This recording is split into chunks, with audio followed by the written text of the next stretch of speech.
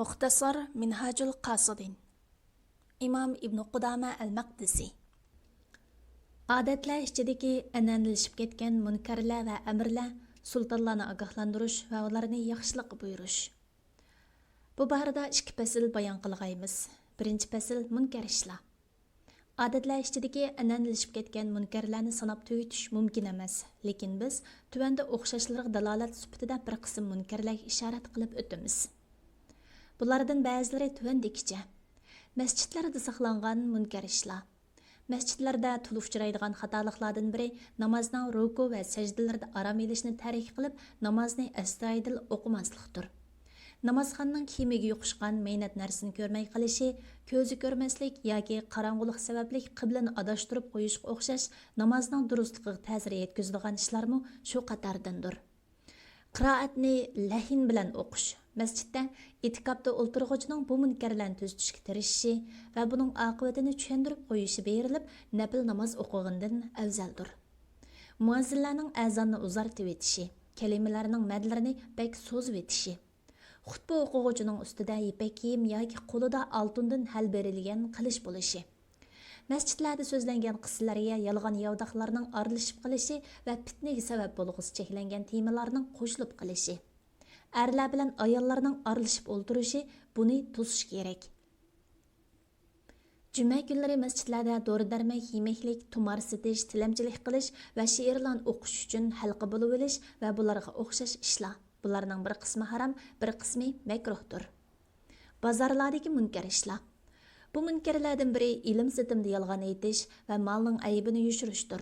Masalan, bir kishi men bu malni 10 tengaga oldim, 1 tenga foyda bergan desa va yolg'on aytgan bo'lsa, gunohkor bo'ladi. Buni bilgan kishining xaridorga uning yolg'onchiligini bildirib qo'yishi vojibdir. Kishi sotquchining yolg'on aytganligini bilib turib, xaridor oldida sukut qilgan bo'lsa, xiyonatda sotquchi bilan sherik bo'ladi. Shuningdek malning ayibini bilsa, setib olg'uchiga bildirib qo'yish kerak. Shuningdek taroza va o'lchakda chatoq borligini bilgan har kimning ya uni o'z o'ngshi yoki munosabatli o'rinlarga ma'lum qilib qo'yish kerak. Noto'g'ri shartlarni ilgari surish, o'sim aralashgan savdo setiq, chalg'u asbob, haykal va suratlarni setish qatorliqlar. Ko'ch-ko'ylardagi munkar ishlar. Ko'cha va ristlarda sodir bo'lgan munkarlardan biri shaxsiy mulk bo'lgan binolarga tutashtirib do'kon silish, yo'lni taraytadigan va o'tgan keshganlarga malomat tug'diradigan darajada eshik derazlar qo'yish va dal-daraxt tikishdir. Uyga to'shib ketiladigan oshliq va o'tinlarni yo'lga qo'yib qo'yish joizdir, chunki buningga hammalarning ehtiyoji bor. Bu munkar ishlardan yana biri yo'lni taraytadigan va kishilarga aziyat beradigan darajada yo'lga hayvonlarni bog'lab qo'yish. Bundaq qilishdan to'sish vojibdir, lekin yo'lda uloqdan tushish va minishga o'xshash hojat miqdorida uloqni to'xtatish va bog'lash joizdir.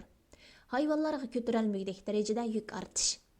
Yo'lga axlat tashlash, tovus shapaqlarini chechish yoki tiyilib ketishdan qo'rqqidek darajada suv chechish qatorliqlarmi munkarlar jumlasidandir. Muayyan bir nodun to'kilib yig'ilib qolgan mehnat suvini noning egizi bir taraf qilish kerak. Agar yig'inda suv yomg'ir suvi bo'lsa, uni hal qilish ma'murlarning burchidir. Avam xalqning bo'lsa, faqat nasihat qilib qo'yishli yetarlikdir. Muncha hammomlardagi munkar ishlar.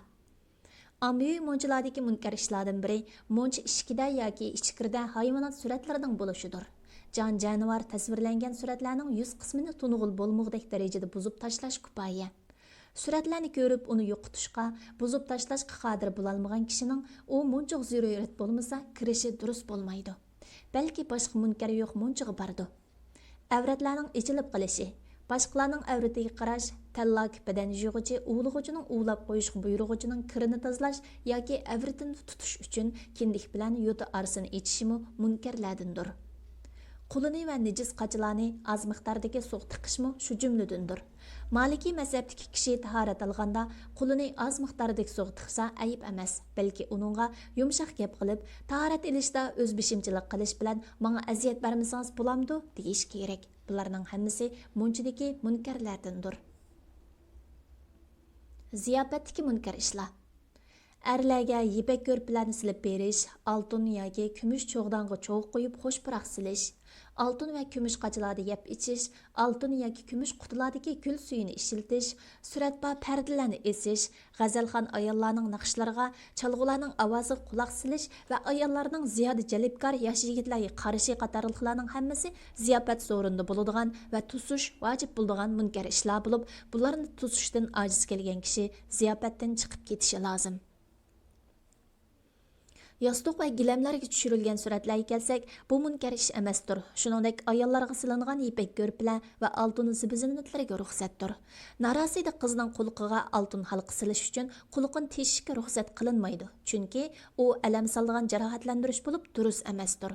Narasida qizlar marjon va bilezuklarni taqsa shu kifoya. Haq berib quliqini teshtirish to'g'ri bo'lmaydi. Bu ish uchun ilingan haq haromdir. Özünün bid'at qilmishlarini so'zlaydigan bid'atchi bilan ham ziyofat bo'lishmi bu munkarlar jumlasidandir. Bundaq ziyofatga faqat u bid'atchiga radiya bera oladigan kishining qatnashishi durustdir. Agar bid'atchi tashviq qilmasa, bid'atchining yuziga qarmagan va uni yomon ko'radiganligini ifodalagan holda ziyofatga qatnashishga ruxsatdir. Agar ziyofat tetiqsiz gap va shaytonliklar bilan kishilarning kuldiradigan hazilkash bo'lsa, u ziyofatga qatnashish durust emas, qatnashuvchilarning buni tanqidlashi vojibdir. Agar yolg'on yovdaqsiz va hayokor chaqchaq bo'lsa, mumkin qadar oz bo'lgan afzal. Hazilkashlikni odat va kasb qilib olish cheklanadi. Umumiy munkar ishlar. Bozorda bir munkar ishning davomli yoki muayyan bir vaqt qilinadiganligini aniq bilgan kishining agar u munkarni to'sishga qodir turibmi uyida o'ltirib olib munkarni to'sish vajibasidan bosh tortishi durust bo'lmaydi. Balki kishi shu munkarning bir qismini o'zgartirishga qodir bo'lgan taqdirdami uyidan munkarni to'sish uchun chiqish kerak. Har qanday musulmon yaxshilikqa buyurish, yomonlikdan to'sishni avvalo o'zidan boshlashi lozim. Ya'ni kishi farzlarni davomli qilish va harom ishlarni tashlash bilan o'z nafsini isloh qilish kerak. Undan keyin yaxshilikni ahliga va yaqin tuqqanlarga, ondan qo'shnilarga va mahallasidagi kishilarga o'rgatishi, ondan shahar ahliga, ondan dunyoning eng chet tarafidagi kishilarga yeyish kerak. Agar bu mas'uliyatni yaqindagi kishilar o'rinlay olsa, yiroqdagilardan saqit bo'ladi. Agar yaqindagilar buni o'rindamasa, buni qila oladigan har qanday kishi mas'uliyat egasidir. Ikkinchi fasl amir umara va sultonlarni yaxshilikqa buyurish va ularni munkar ishlardan to'sish. Yuqorida yaxshilikqa buyurish darajalarini bayon qilgan edik. Sultonlarni yaxshilikqa buyurmoqchi bo'lsa, shu darajalardan tushuntirish va vaz-nasihat qilishdan iborat avvalgi 2 daraja bo'yicha ish qilish muvofiqdir. Sultonga "Hay zolim, Allohdan qo'rqmaydigan inson" degandek qo'pol so'z qilishga kelsak, agar bunday qilish fitna qo'zg'ab, ofati boshqalarga yetadigan bo'lsa, bu to'g'ri emas. Balki shu so'zni qilguvchidan boshqalarga xavf yetmaydiganligini jazmlashtira olsa, ko'p sonli olimlarning qarashida joizdir. Men bo'lsam hukmdorlar qo'pol so'z so'zlamaslik tarafdoriman. Chunki asl maqsad yomon ishni yo'qotishdir. Yomonlikdan tuzish uchun sultonga qattiq tegish, yo'qotish maqsad qilingan yomonlikdan cho'ngroq yomonlikni keltirib chiqardi. Sultonlarga yaqinlashish, ularni hurmatlash bilan bo'ladi. Hukmronligidagi oddiy bir fuqarodan "Hay zolim, hay fosiq" degan so'zlarni anglasa, buni izo ahonat bilib, sabr toqat qila olmaydi. İmam Ahmad rahimahullah sultonga e'tiroz bildirma, chunki uning shamshiri qinidan sug'uruqdir degan. Salaflar amirlarga e'tiroz bildirishadi, chunki amirlar ularni hurmatlaydi, olimlar ularga erkin azodi so'z qilsa, ko'pincha vaqtda uni ko'taradi. Salaf solihlarning amir umra va xalifalarga qilgan nasihatlarini Al-Mishabul Muzi'u degan kitobda to'pladim.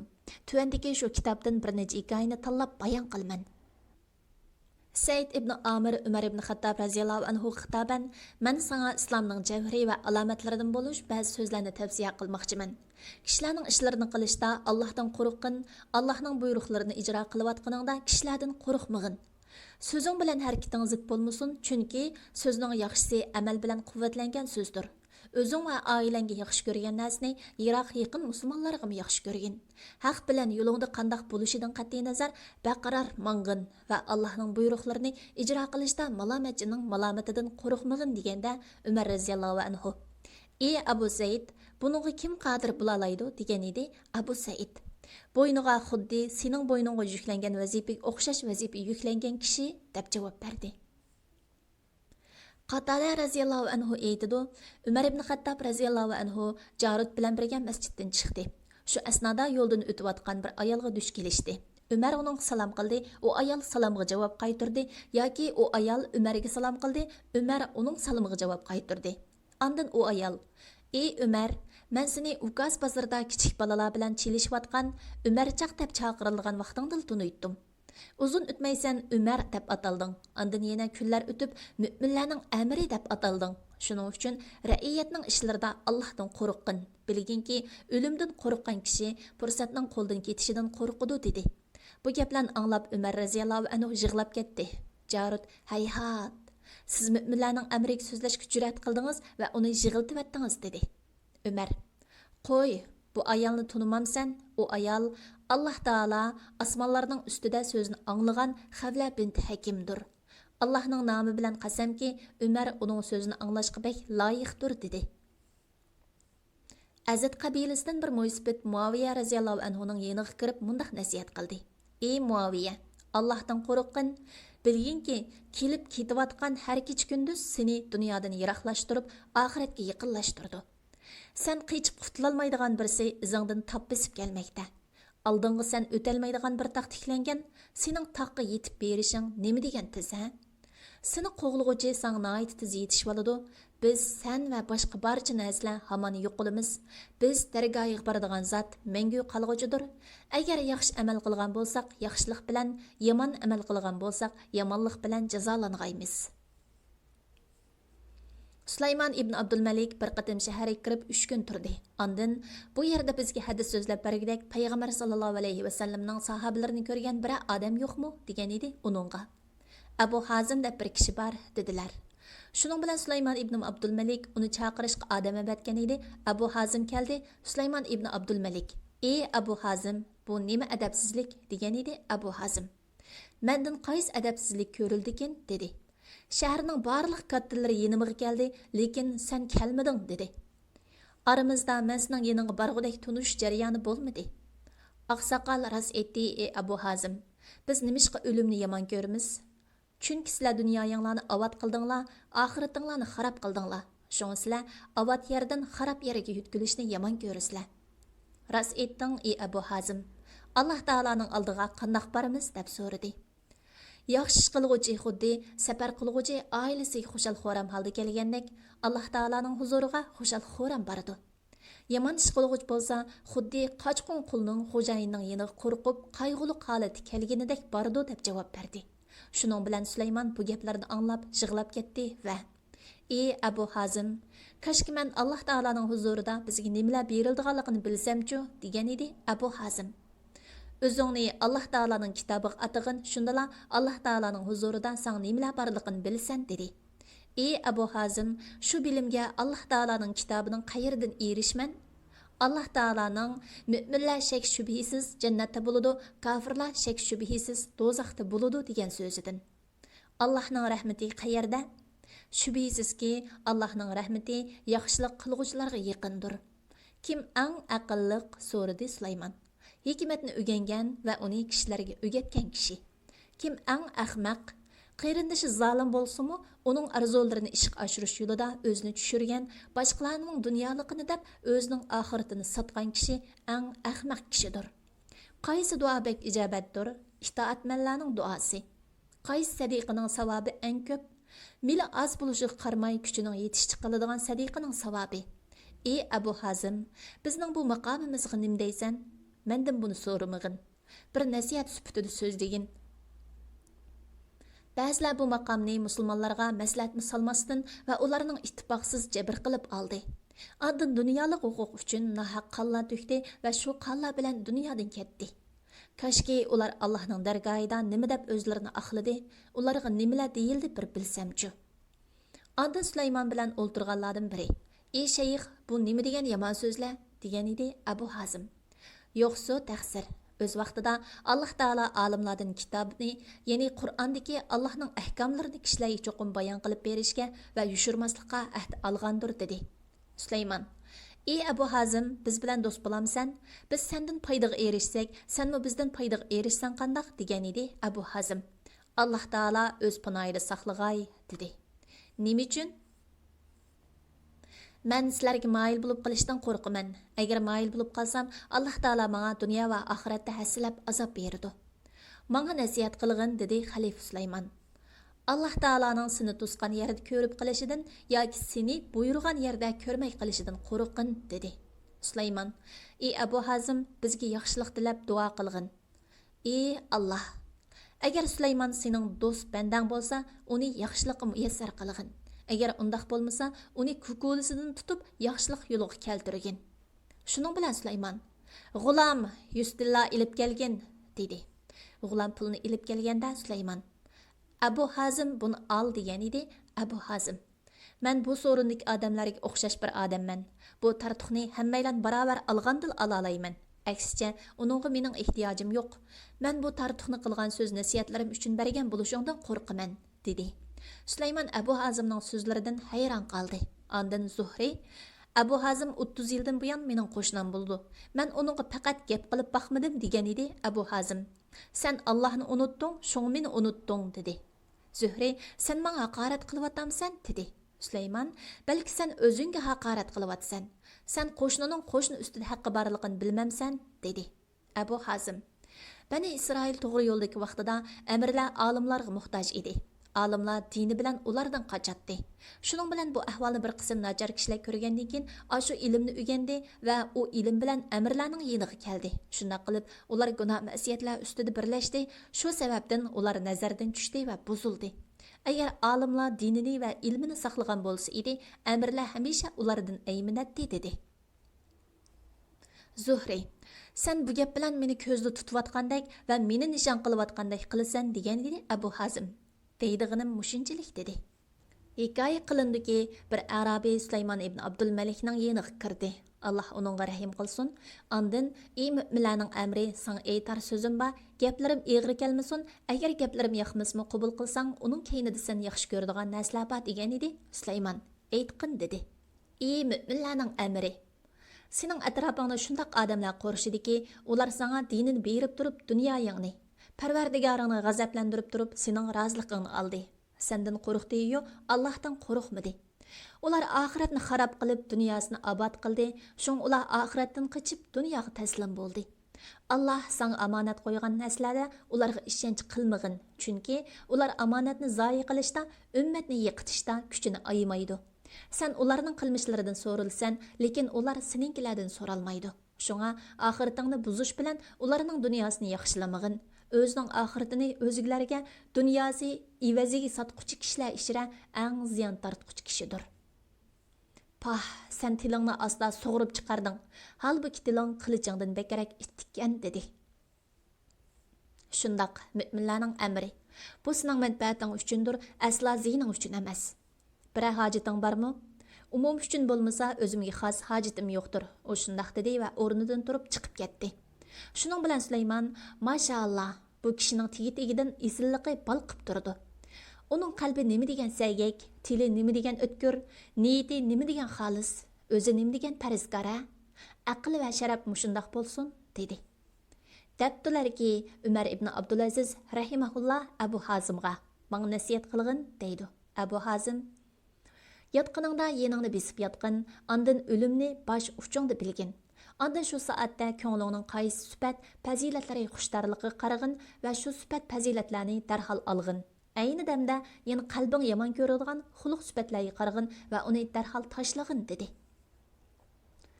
Muhammad ibn Ka'b rahimahulloh Umar ibn Abdulaziz rahimahullohga: "Ey mu'minlarning amri, shubhisizki dunyo bir bozordir. Xaloyiq undan o'ziga foydali va ziyonli narsalar bilan chiqadi. Ko'p kishilar borki, ular dunyoda biz ichida turayotgan holatga o'xshash holatga aldandi. Hatto ularga o'lim kelib, hammasini ilib ketdi.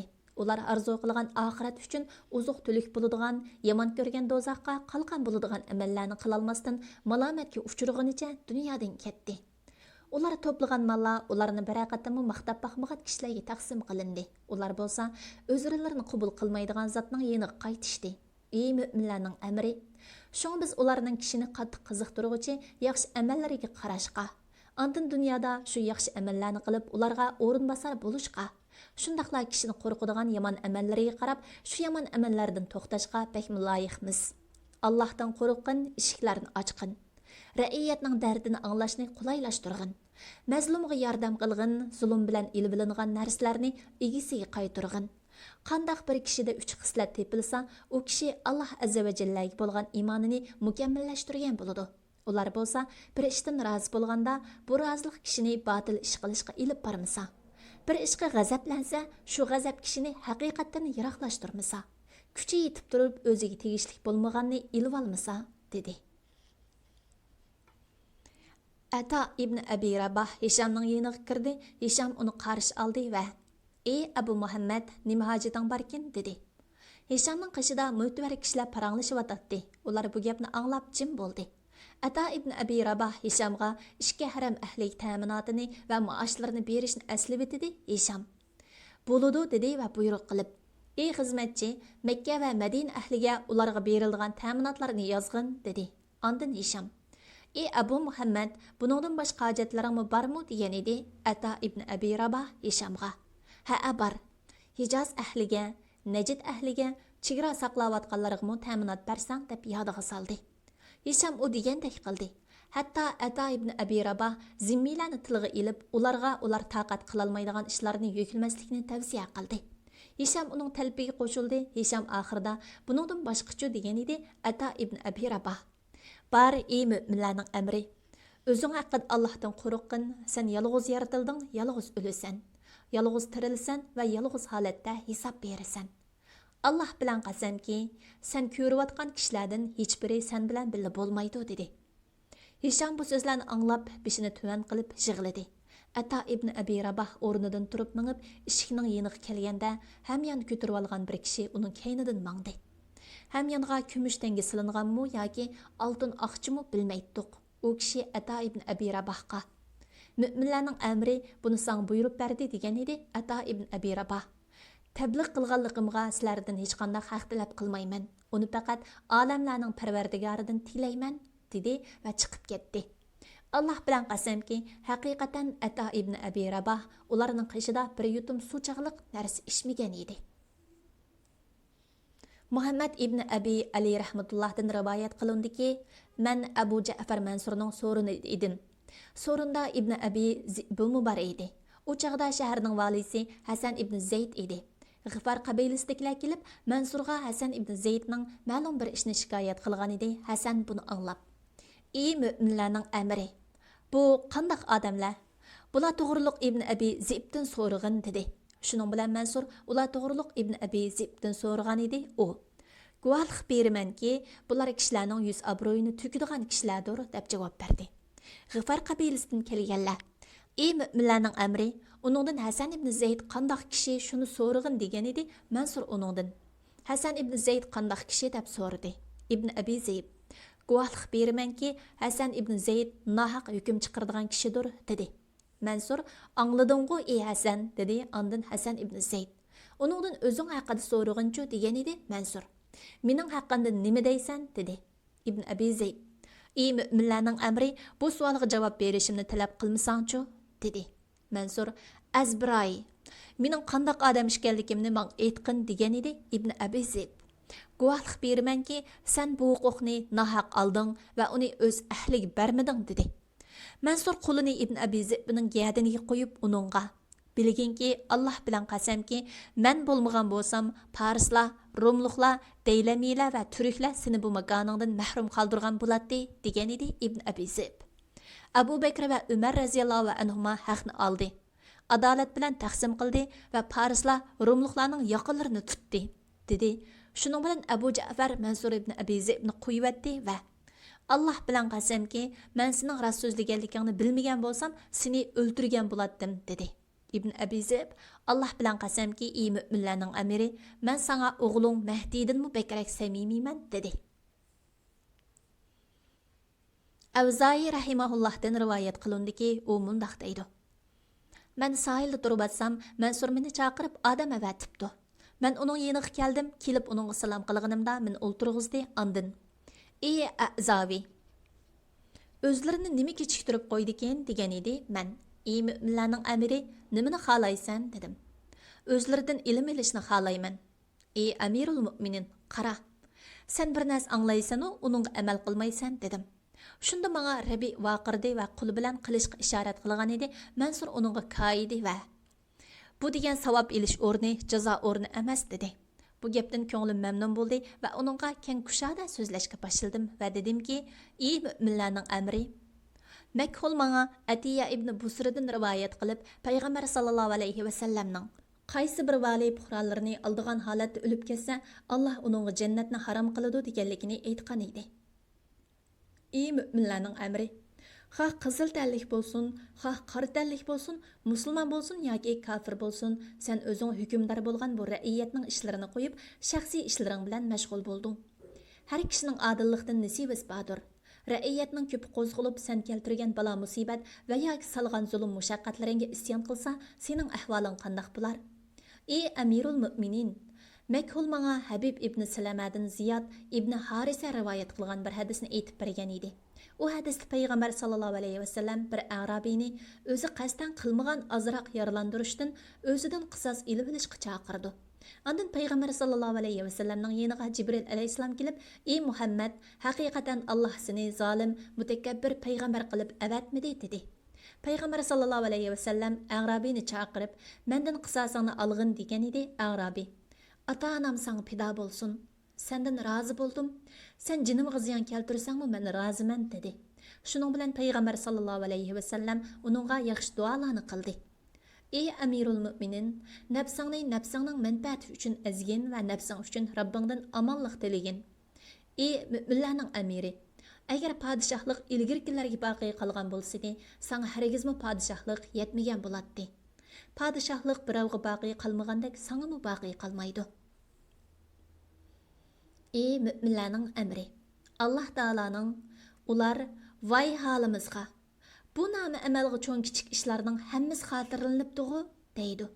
Ular qılğan etkenlərinin həmmisinin namı əməli xatırlangənligini gördü, Pərverdigarın heç kimə zulm qılmaydı. Degan ayetining tafsir haqida buvangning kichik ish bo'lsa tabassum qilishdir, cho'ng ish bo'lsa kulishdir deganligi rivoyat qilinadi.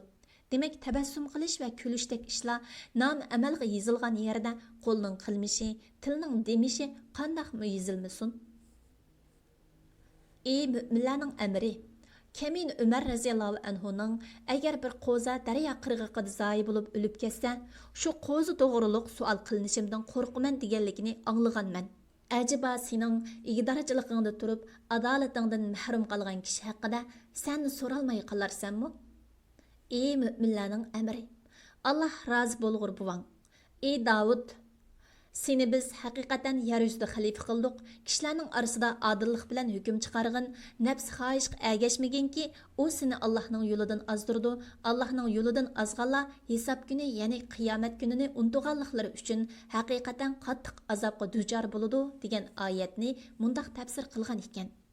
İki davagar aldığında oltursa, ikkisining birini yaxshi ko'rsang, ko'nglingda yaxshi ko'rgan odamingning haqliq chiqishini va neriqining ziyniga uning milini ilib ketishini arzu qilma. Agar undaq qilsang, seni payg'ambarlikdan uchirib tashlayman. Ondan mening yer yuzidagi xalifam bo'lolmaysan. Ey Davud, men payg'ambarlarimni bandalarimga beayni to'gi baqar cho'bonlarga o'xshash parvishkor qildim. Chunki cho'ponlar beqishni biladi, yumshoqlik bilan boshqaradi, sunuqlarni tangidi, o'riq malni o't-cho'p va sug'i boshlaydi. Ey mu'minlarning amri, sen shundoq bir ish bilan sinaldingki, agar u ish osmonlarga, zaminga va tog'larga tanglansa, uni ko'tarishdan bosh tortadi va uni ado qilolmaslikdan qo'rqqan bo'ladi. Ey mu'minlarning amri, Yazid ibn Jabir manga Abdurrahman ibn Umayra al-Ansarining haqiqatan Umar ibn Xattob raziyallohu anhu ansarlardan bir kishini sadiqa yig'ishga ishlatdi. Bir necha kundan keyin Umar ibn Xattob raziyallohu anhu u kishini sadiqa yig'ishga chiqmay uyida o'ltirgan holatda ko'rdi. Shuning bilan uningga: "Nechun sadiqa yig'ishga chiqmading? Bu ishda sana Alloh yo'lida jihad qiluvchilarning ajri bo'lganligini bilmadingmi?" degan edi u kishi. "Yo'q" dedi Umar. "O qandaq bo'lg'ini?" dedi u kishi. "Manga payg'ambar sallallohu alayhi va sallamning ammining bir ishini ustiga olg'uchi qiyomat kuni ikki qo'li bo'yniga bog'langan holatda keladi. Jahannamning ko'rik ustida to'xtaladi. Ko'rik u kishi bilan qattiq bir tavraydi. Bu tavrash u kishining har bir a'zoyini o'z o'rnidan ajrib etadi. Ondan qayta o'z o'rniga keltirib hisob ilinadi. Agar u kishi Allohni ko'z oldida tutib ibodat qilgan kishi bo'lsa, shu ibodati sababli nijotlikqa erishidi. Agar yomon ish qiluvchi kishi bo'lsa, shu ko'rik teshilib, u kishi 70 yil jahannamga g'olaydi deganligi yetdi. Buni kimdan anglading? Dedi Umar. O kishi Abu Zar va Salmon radhiyallohu anhumadan angladim dedi. Shuning bilan Umar o'shkisi elchi avatgan edi, o'shkisi elchiga. Ha, biz uni payg'ambar sallallohu alayhi vasallamdan anglagan edik dedi. Shunda Umar radhiyallohu anhu: "Voy bechora Umar. Bu boshliqlikqa shuncha xatarga qaramay kimmi ega bo'ladi?" degan edi Abu Zar. Allah peshanasini sho'r qilib atgan va onasining amchikini qattiq tishlatgan kishi o'z ustiga oladi dedi. Bu so'zlardan keyin Mansur qo'l yog'liqini ilib yuziga qo'yib, o'ksib yig'ladi va menimi yig'iltibatdi. Ondan men mundaq dedim: "Ey mu'minlarning amiri, tag'in Abbas radhiyallohu anhu payg'ambar sallallohu alayhi vasallamdan o'zini Makkaga yo Taifga va yo Yamanga vali qilishni so'raganda, payg'ambar sallallohu alayhi vasallam uningga: "Ey tag'a, sen qutquzdigan bir jon, sen hisobini berib bo'lolmaydigan valilikdan yaxshidir" dedi. Buni payg'ambar sallallohu alayhi vasallam tag'isiga nasihat qilib va shafqat qilib degan edi. Alloh taolo payg'ambar sallallohu alayhi vasallamga yaqin xish aqrabalarini ogohlantirg'in degan oyatni tushirganda, payg'ambar sallallohu alayhi vasallam tag'isiga o'zining tag'isi uchun Allohning azobidan hech narsani daf'i qilolmaydiganligini aytgan edi. Ondan payg'ambar sallallohu alayhi vasallam: "Ey Abbas, ey Safiya, ey Fatima, men sizlardan Allohning azobidan hech narsani daf'i qilolmayman. Mening amalim o'zim uchun, sizlarning amallaringlarmi o'zinglar uchun" degan edi. Haqiqatan Umar ibn Xattob radhiyallohu anhu mundaq degan: "Kishilar din ishini aql o'tkir va Alloh barida malomatchining malomatidan qo'rqmaydigan kishilar barpo qila oladi." Avzai uning Umar radhiyallohu anhuning so'zining hammasini bayon qildi. Ondan keyin u so'zlar nasihatdir, senga tinchlik yor bo'lsin dedi. Ondan o'rnidan turgan edi. Mansur: "Qayerga?" dedi. Avzai: "Mu'minlarning amrining ruxsati bilan vatanga." Ruxsat qildim. Nasihatingga rahmat aytaman va uni qabul qilaman. Allah yaxshi ishlarga muvaffaq qilg'uchidir, yaxshi ishlarga yordam berguchidir. Allohdan yordam so'rayman. Allohga tavakkul qilaman. Alloh menga yetarlik. Alloh nima degan yaxshi homiya? Menga shundaq nasihatlarni qilib turg'in. Sen so'zi maqbul, nasihatiga koyiydigan kishi emassan. Avzai: "Men shundaq qilaman inshaalloh" deydi. Shuning bilan Mansur uningga shahardan chiqib ketishiga yordam bo'lish uchun mol buyurib bergan edi, lekin Avzai uni qabul qilmadi va: "Men u moldan behojatman. Men nasihatimni dunyoning barliq mollariga sotmayman" dedi. Mansur uning peylini bildi va uningga qaytargudek so'z topolmadi.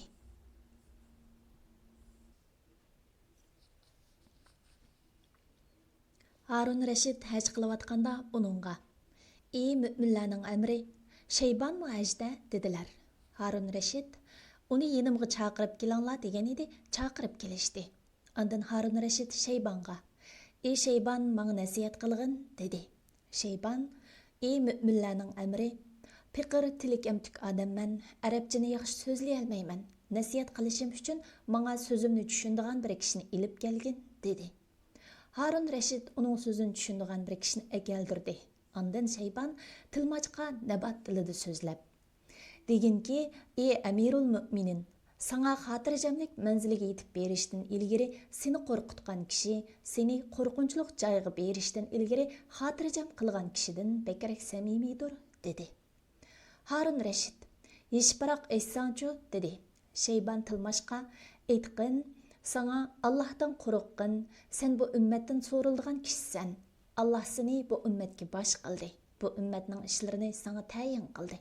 Sen şu ishlardan mas'ulsan. Puhralarga adil bo'lg'in, barobar taqsim qilg'in, tarmoq qo'shillarni avatgin. O'zing haqida Allohdan qo'rqqin" degan kishi seni qo'rqitgan kishidir. Demak sen aminlik o'rniga yetsang xotirjam bo'lasan. Bundaq nasihatlarni qildigan kishi sizlar gunohlari mag'firat qilingan ahli bayt sizlar.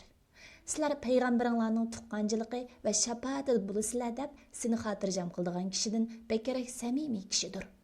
Hatto sen qo'rqinchli ahvolga duch kelsang halok bo'lasan dedi. Harun Rashid bu so'zlarni anglab yig'lab ketdi. Hatto atrofidagi kishilar uningga ich og'ritdi. Ondan Harun Rashid: "Menga yana nasihat qilgin" degan edi. Shaybon: "Sana bu nasihatlar yetarlikdir" dedi. Alqama ibn Marsaddan rivoyat qilindiki, u mundaq deydi: Umar ibn Hubayra Iroqqa kelganda Hasan al-Basri va Shaybga elchi avatdi va ikkisiga bir uy buyurib berdi. Shuning bilan ikkisi o uyda bir oy atrofida turdi. Ondan Umar ibn Hubayra ikkisining yeniga kirdi va ikkisini hurmatlagan holatda o'ltirib. Haqiqatan müminlarning amri menga xat yozibdi. Men o xatdagi buyruqni ijro qilsam, halok bo'ladiganligimni bilaman. Agar müminlarning amriga itoat qilmasam, Allohga osiylik qilgan bo'laman. Agar uningga osiylik qilsam, Allohga itoat qilgan bo'laman. Sizlarcha men müminlarning amriga ergashsam, g'amdan xalos bo'lamanmi? dedi. Shunda Hasan al-Basri Sha'biga: "Ey Abu Amri, amriga javob bergin", dedi. Sha'bi so'zilib Ibn Hubayraning ishini oddiy ish ko'rib, Ibn Hubayra u ishni qilishda o'zurlik degandek qildi. Sha'bi: "Sen nima deysan, Abu Said?" degan edi Hasan al-Basri. Mencha Umar ibn Hubayra Allah'ның farishtalaridan Allah'ның buyrug'iga osiylik qilmaydigan nahayt qo'pol bir farishta tizli tushib, seni qasringning kengrijiligidan qabrangning torjiligiga chiqaradiganға oz qoldi. Ey Umar ibn Hubayra, agar Allohdan qo'rqsang, Alloh seni Yazid ibn Abdulmalikdan qo'g'dab qoladi. Halbuki Yazid ibn Abdulmalik seni Alloh taoladan hargiz qo'g'dab qololmaydi. Ey Umar ibn Hubayra, Allah Taala'nın senin Yazid ibn Abdulmalik'e itaat qilgan ən qabih əmilin səbəblik sana məğfirət işkini itibitişidən qoruqqın. Ey Umar ibn Hubayra, mən bu ümmetning beshida shundaq kishilarni bilmanki, xuddi dunyo qichivassimi, sizlarning dunyoning keynidan qo'g'ilinglardek, ularga dunyo yepishgan sari dunyodan qachatdi. Ey Umar ibn Hubayra, mən seni Allah qo'rqitgandan qo'rqitaman. Allah Taala mundaq deydi: "Bu yeni g'alba mening oldimda turishdan, yeni so'roqqa taratilishdan va azobimdan qo'rqqanlar uchundir. Agar sen Allah Taolaga itoat qilsang, Allah Taala sana Yazid ibn Abdulmalikka qarata kifoya qiladi. Agar Yazid ibn Abdulmalik bilan bo'lib Allah Taolaga osiylik qilsang, Allah Taala seni uningga tashlab qo'yadi", dedi. Bu gaplarni anglab Umar ibn Hubayra yig'lab ketdi va ko'zi yosh o'rnidan turib chiqib ketdi. Atisi Umar ibn Hubayra o ikkisi ijozatnoma bilan sovg'atlarni avatdi. Sovg'at Hasan al-Basri ko'proq, Sha'bi bo'lsa sal kamroq edi.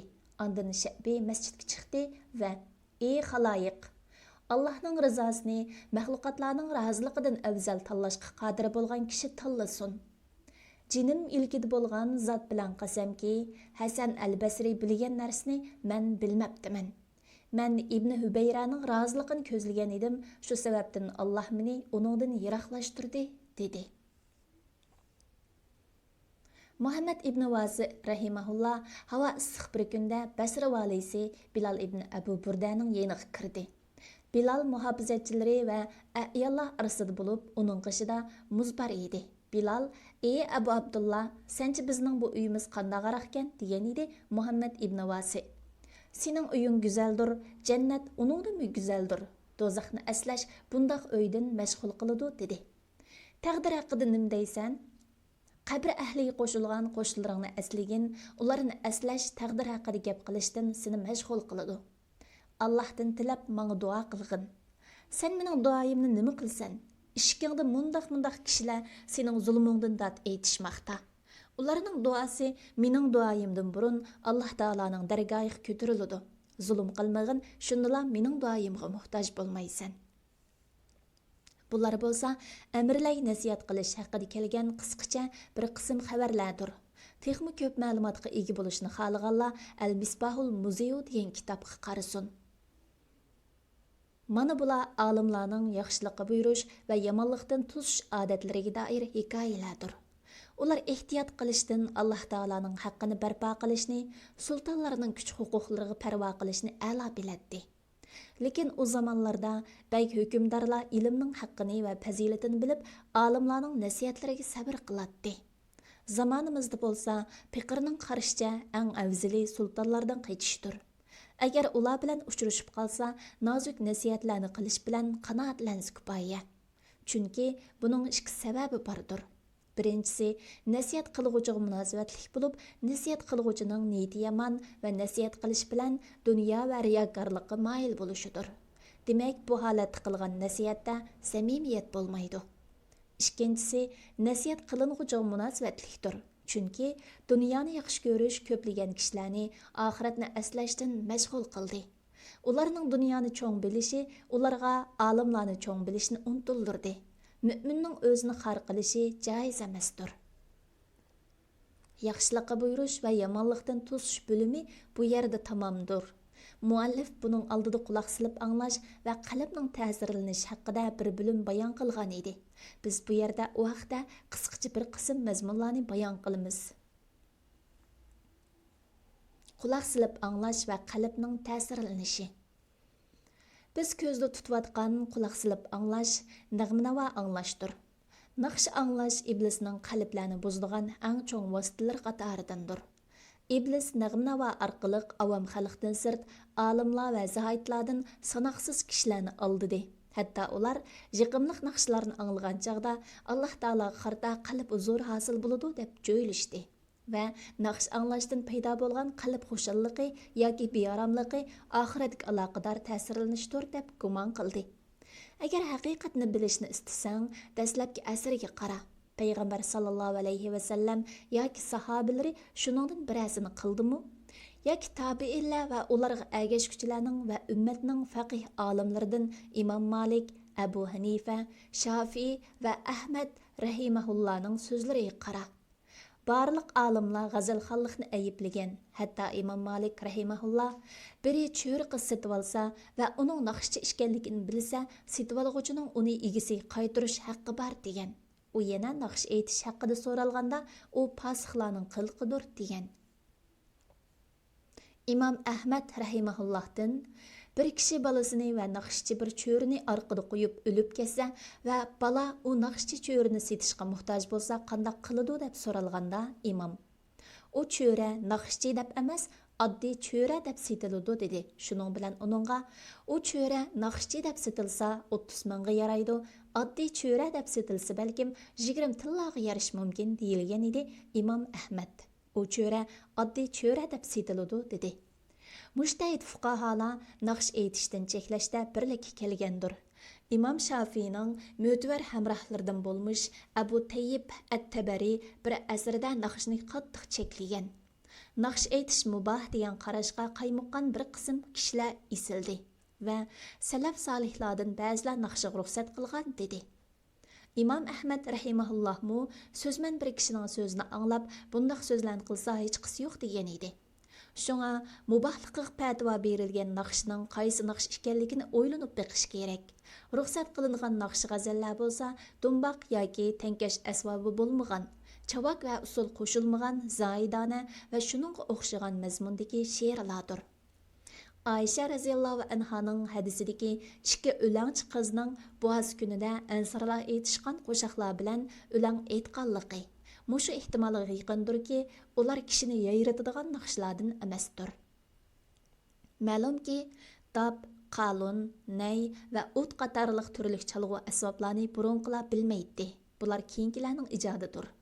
Bu narsalar bo'lsa, inson nafsidagi ko'milib qolgan yushirin havoyi havaslarni qo'zg'aydi va nafsni aromida qo'ymaydi. Attangay, nodon supi kishi bo'lsa, bu beoromlikni oxiratga bog'lanish deb o'ylaydi. Kashki ular, so'pilar bu degan muboh o'yin tomoshalardan biz buningdan huzur olamiz deschi. Afsuski, ular uni ibodat deb jo'ylashidi va aqlni ozdiradigan darajadagi beoromlikni vajid, ya'ni o'zidan ketish deb ataydi. Ba'zida naqsha hayojini kiyim-kechaklarni yirtish va qalaymaqan harakat qilishga o'xshash nohalol qiliqlarni qildirib etadi. Ro'shanki, bularning tamomi salaf solihlarning yo'lidan yiroqlashish va to'g'ri yo'ldan adashishdir. Shunga kishi o'zini aldamasligi kerak. To'g'ri bo'lgan vajdi bo'lsa, Qur'on va vaz-nasihat anglaganda qalbda hosil bo'ladigan hayajondir. Shunda inson ruhini ogohlantirishlardan qo'rqish, va'dalarga qiziqish va zahvallik pushaymon qilish qo'zg'aladi. Mana bu ichki holatlar badanni tinch turishga undaydiki, hargizmi sakritib chavak chaldirmaydi.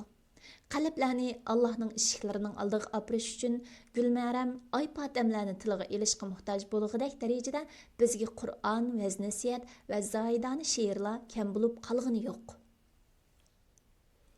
Biz ba'zi she'rlarda yaxshilikqa undiguchi ba'zi mazmunlar borligini inkor qilmaymiz. Lekin ko'pincha she'rlar qalblarni dunyo havaslariga moyil qiladi. İnsonni dunyoga moyil qiladigan she'rlardan oxirat uchun manfaat kutgan kishining misoli "Men hammaga qodir Allohning qudratidan ajablanish uchun kelishgan soqolsiz yigitlarga qarayman" degan kishiga o'xshaydi. Undaq deguchi yo'ldan ozg'uchidir, chunki qaragan chaqda asiyat va shahvatni jalb qilgan narsa tafakkur yo'lini dug'lashtirib, fikr qilishdan mashg'ul qiladi. Shuning uchun biz dunyoga moyil qiladigan she'rlardan oxirat uchun manfaat ilishni iroda qiluvchini to'sib deymizki, sen hech qanday dug'lashtirg'uch bo'lmagan narsaga Alloh taolaning bu so'ziga qara. Ular osmonni qandoq tuyuriksiz barpo qilganligimizga, uni yulduzlar bilan beziganligimizga, uningda hech qanday yuchuq yo'qligiga qaramamdi. Bir kishi o she'rlar boshqalarning esini havoyi havaslariga tartib ta'sir qilgandek menga ta'sir qilmaydi desa, inson tabiatiga qarshi bir da'vo bilan biljirlagan bo'ladi. Shunga uning so'zi pisand qilinmaydi. Piqir Talbisu Iblis degan kitobimda buning hammasini mukammal echib so'zladim. Bu yerda gapni uzartib o'tishni xohlamayman. Alloh eng yaxshi bilguchidir. Muxtasar Minhajul Qasidin, İmam İbn Qudama al-Maqdisi. Planlag'uvchi doktor Abdulaziz Rahmatullah. Tarjim qilguvchi Abdullah Abdulmajid. Nashr qilguvchi Sajiya Islom tadqiqot markazi. Muharriri doktor Abdulaziz Rahmatullah A9. Korrektor Abduvali Abliz Muhammad Barat. Layihalaguchi A Aqhun. 2024-yili 1-nashri 1-qatim basilishi. İstanbul. Nashr huquqi Sajiya Islom tadqiqot markaziga tava.